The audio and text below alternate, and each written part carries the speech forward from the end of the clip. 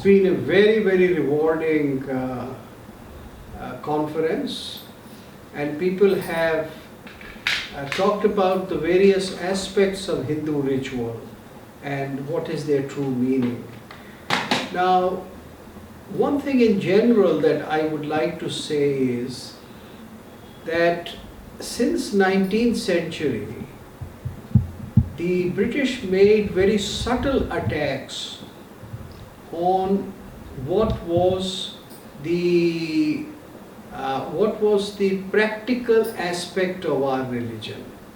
That is our ritualistic aspect, and they started ridiculing our rituals.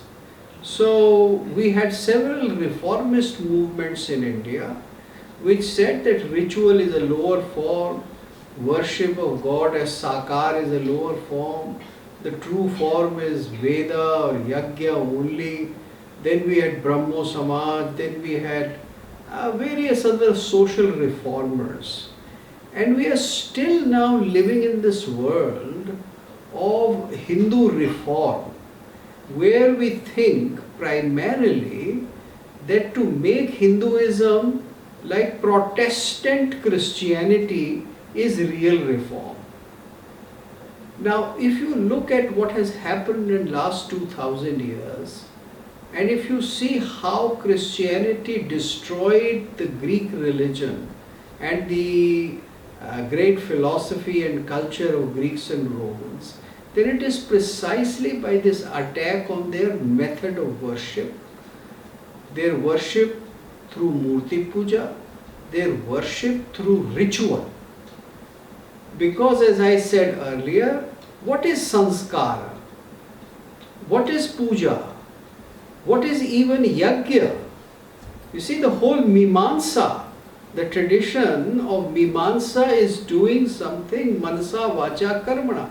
Whether you do it by a homa, as was done in the early Vedic times and is still continued by some people, or you do it by archana, devarchana, before a vigraha, or you do it by even internalizing Shakti as Kundalini. But it is always something practical to alter your consciousness. This is the crux of Hindu, Jain, Buddha, all kinds of darshanas that we have in India, and now out of India into rest of the world. So we should practice these things, and we should explain the whole logic of why we do it and how it is done and how it is essential. And there is the great tremendous variety of ritual, variety of worship, what they call polytheism, what they call ritual, which is valuable. It is something which alters your consciousness, which takes you to the divine. And this is specific Hinduism, and that is to be put before the world. It is to be contrasted with this Christian, Islamic and Jewish phobia of the vigraha or pratima or murti. We should ask these people, why do you hate murti? What is the reason for hating murti? We can give historical reasons for it. It is very well known. But those historical reasons are not philosophic or spiritual reasons. They are reasons when people became oppressed by each other and they started hating each other's God and started saying, my God is the only God. Monolatry. Worship of my God. So worship Yahweh only, or worship Father, Patros only, or worship Allah only. So we should be very clear in our minds and tell people that they are limited in their vision, that they do not have a deep human and spiritual understanding of religious practices.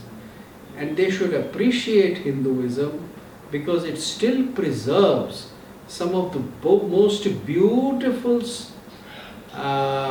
systems of worship which were once practiced by the Greeks, by the Japanese, by even the Chinese, by people living in woods of Africa, Australia, North America.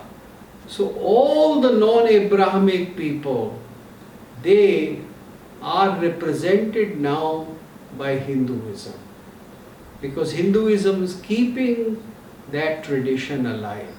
So the Abrahamics of the world have to be told about this.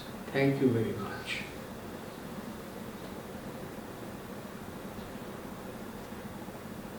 Thank you so much, Bharat Ji, for your wise words and your profound expression of how should Hindus go forward, global Hindu Samaj go forward.